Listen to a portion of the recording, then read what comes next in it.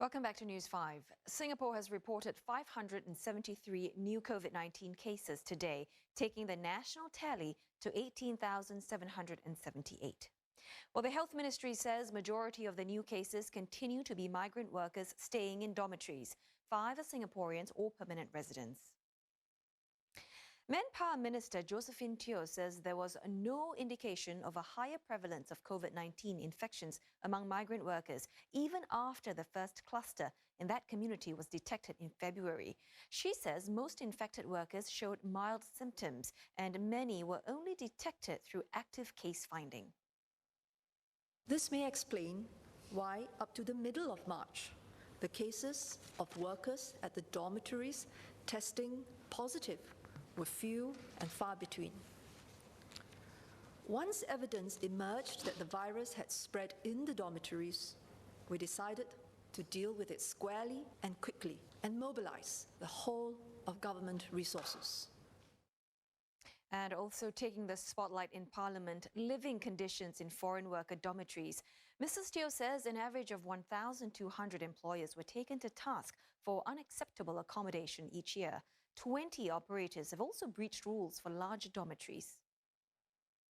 MOM alone has about 100 dormitory inspectors, full-time, who work under the supervision of the Commissioner for Foreign Employee Dormitories, 2 deputy commissioners and 8 assistant commissioners. Last year, these officers conducted 1,200 inspections and 3,000 investigations across all housing types. There will be many more when other agencies are included.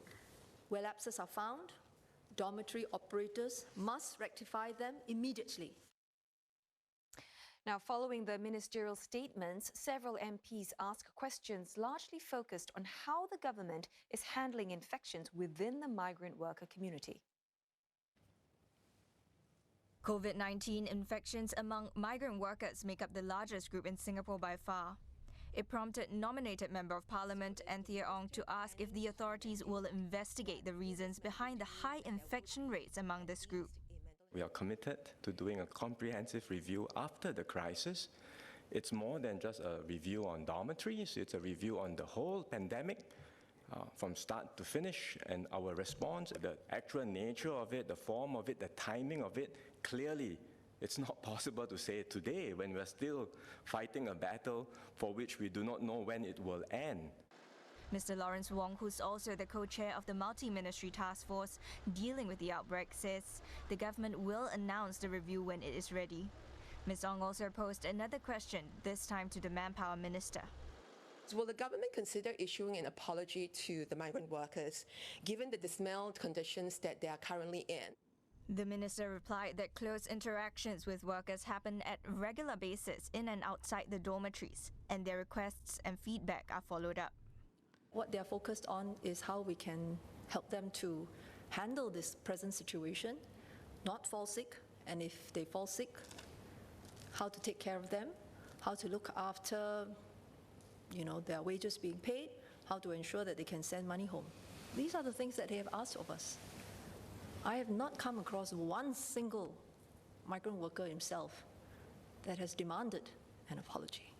Other MPs like Mr. Peng and HUAT also asked about conditions in dormitories and who was ultimately responsible for the living standards there. Under the Foreign Employee Dormitory Act, the licensed operator and dorm owners should be the party to be held accountable to raise the standard of living in the dormitories in the interest of public health and safety. So why the MOM involved the employer in the application of the provision of this act in this instance? Mrs. Teo said employers pay dorm operators to accommodate their workers, and any change, such as having fewer individuals in a room, may cost more. Whatever the business the employer is in, this goes into his cost considerations, and ultimately he will pass it on to whoever buys his products and services. So that's something that we must always keep in mind. It's not so difficult for MOM by the stroke of a pen to change some numbers here and there, but we have to consider the overall implications and whether it is bearable for the employers. MP Sylvia Lim asked whether the government has tried to trace the origin of the virus within dorms. We don't exactly know how the transmission in the dormitories got started. We also don't want to speculate about its exact origins because it's not helpful to risk any group within the dormitories being targeted.